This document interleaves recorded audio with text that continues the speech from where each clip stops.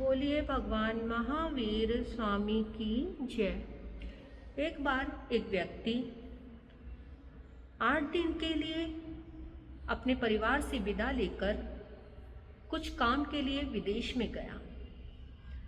वहाँ जाकर विदेश में पहुंचकर वो अपना कुछ चेक कर रहा था तो एकदम फ़ोन पे एक मैसेज आया कि तुम्हारी पत्नी की तबीयत खराब हो गई। जैसे ही उसने ये मैसेज पढ़ा एक धक्का लगा कि अचानक से क्या हो गया। अभी तो ठीक थी। मन में एक परेशानी सी हो गई, मन बेचैन हो गया, बार बार ध्यान जा रहा है। बैठा विदेश में है लेकिन मन पत्नी की तरफ जा रहा है कि अचानक से क्या हो गया। क्योंकि जितना अधिक मोह, जितनी अधिक अटैचमेंट, उतना अधिक परेशानी। तो एकदम इतना परेशान, जैसे तैसे करके एक दिन बीत गया।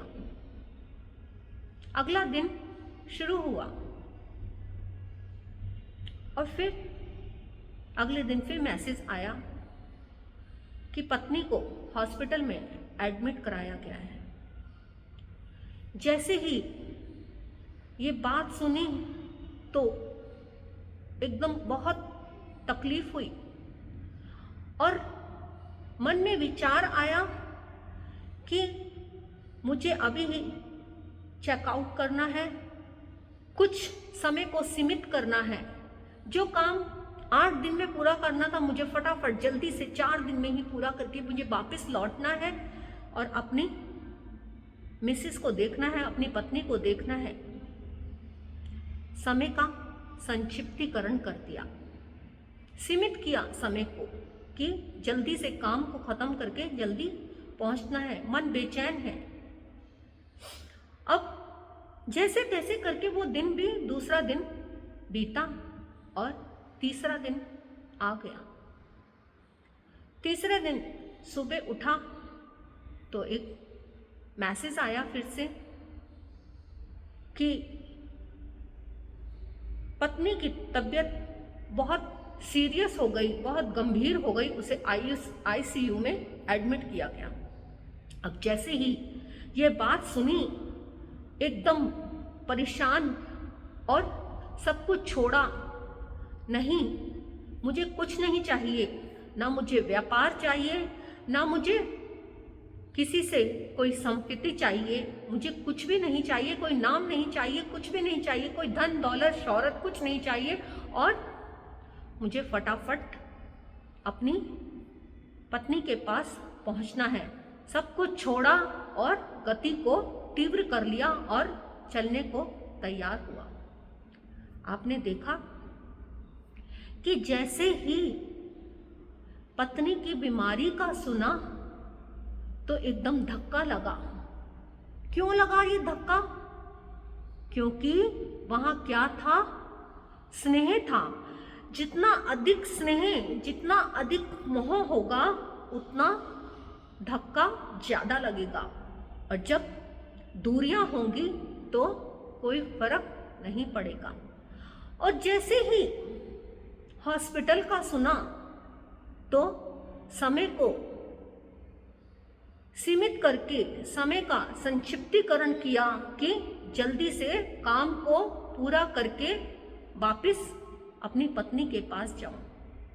और जैसे ही गंभीरता की बात सुनी कि बीमारी बहुत गंभीर है, सीरियस है वो, तो गति को तीव्र कर लिया, गति को बढ़ा लिया कि जल्दी से सब कुछ छोड़ छाड़ के चलने को तैयार।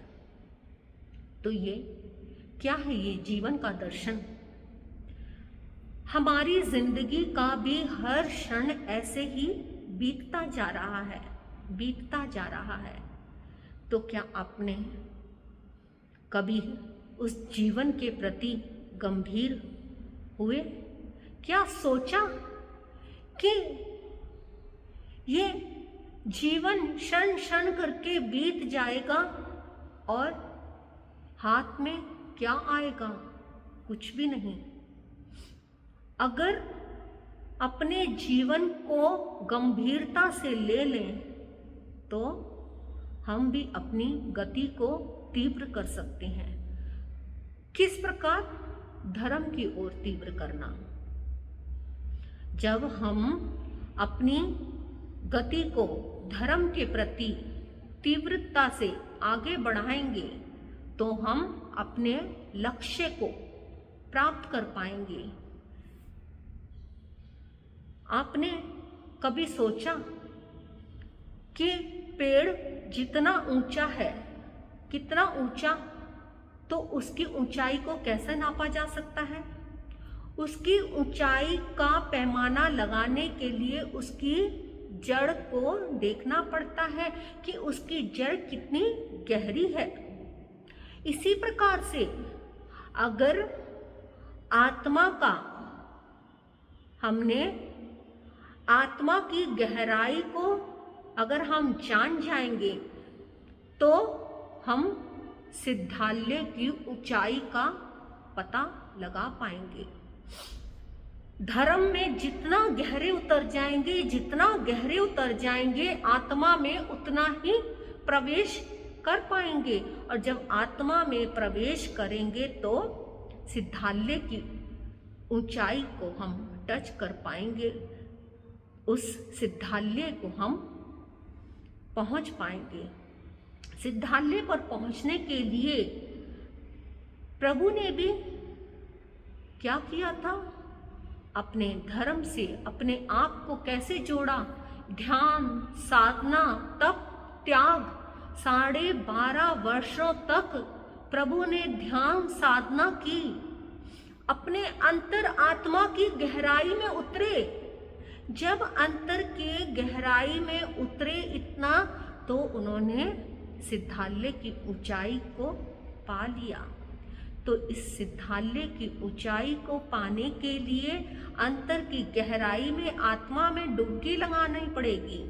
तो आत्मा में डुबकी हम तभी लगा पाएंगे जब हम सीरियस अपने जीवन के प्रति गंभीर होंगे, अपने जीवन के प्रति सीरियस होंगे कि हमारा ये जीवन क्षण क्षण करके बीत रहा है। तो हमें भी क्या चाहिए? उस जीवन से सीखना है कि हमें जो बीतते हुए क्षण को रोकना है, धर्म से उस क्षण को बिताना है।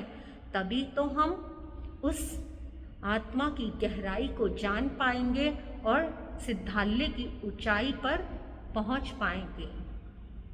इस संसार को हम क्या मान रहे हैं?